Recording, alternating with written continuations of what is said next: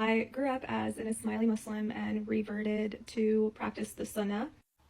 This statement is oversimplified and somewhat inaccurate for two reasons. Number one, the Shi'i Ismaili Tariqah of Islam does follow the Sunnah of the Prophet Muhammad.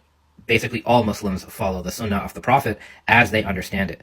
Number two, Sunni Islam, which is what this person now follows, contains, among its own scholars and its own legal schools, different and competing concepts of the Sunnah of the Prophet. For example, if you look at the four Imams of the four Sunni schools of law, Maliki, Shafi, Hanbali, and Hanafi, the founders of these four schools of law actually had different understandings of the concept and the content of the Sunnah of the Prophet.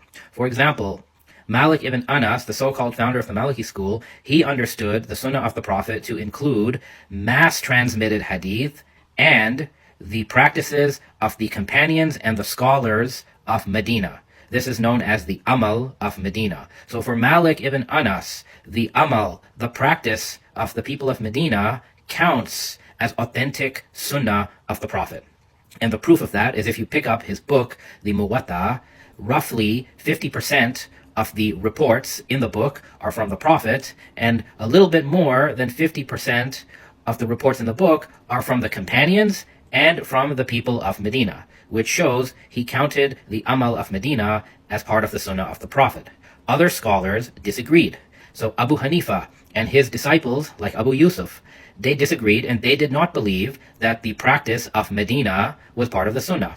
They believed that mass-transmitted hadith, as well as the understanding of those hadiths that is well known to the scholars of Kufa, that is what they counted as the Sunnah of the Prophet. And Abu Yusuf refers to this understanding as the well-known, well-preserved Sunnah. And he uses terms like a Sunnah al-Ma'rufa. Then you turn to people like Shafi'i. For Shafi'i, the Sunnah of the Prophet consists strictly of hadith, of reports about the Prophet. It does not include the practice of Medina or what the scholars think through analogy and things like this, as the Hanafis maintain. Okay? And Shafi'i would even count ahad or single strand hadith as part of the authentic Sunnah. And then Ahmed ibn Hanbal has a different view, where for him, single strand reports, mass transmitted reports, as well as the practice of the companions of the Prophet, so something that Abu Bakr introduces, something that Umar introduces, for Ahmed ibn Hanbal, this is also part of the Sunnah. All of it is Sunnah, and there's even Sunni sources that refer to what the early caliphs did and says this is all Sunnah. So the point is, in the Sunni tradition, there are multiple competing definitions of what the Sunnah is. The opinion of Abu Hanifa regarding the Quran and the Sunnah is that the Quran is a superior source to the Sunnah. It's a superior source to the Sunnah. The Ahl Hadith, which ends up being the Maliki school, the Shafi'i school, and the Hanbali school, even though Ahmad was from Iraq, they say, no. The Quran and Sunnah are absolutely equal sources.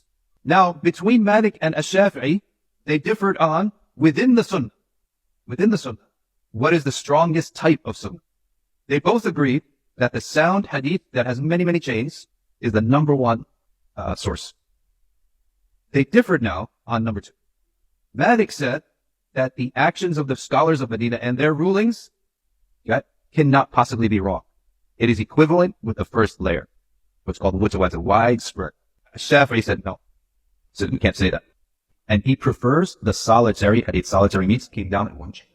He prefers that over Malik's opinion about the scholars of Medina. Malik's logic was that A, this is what his teachers were doing.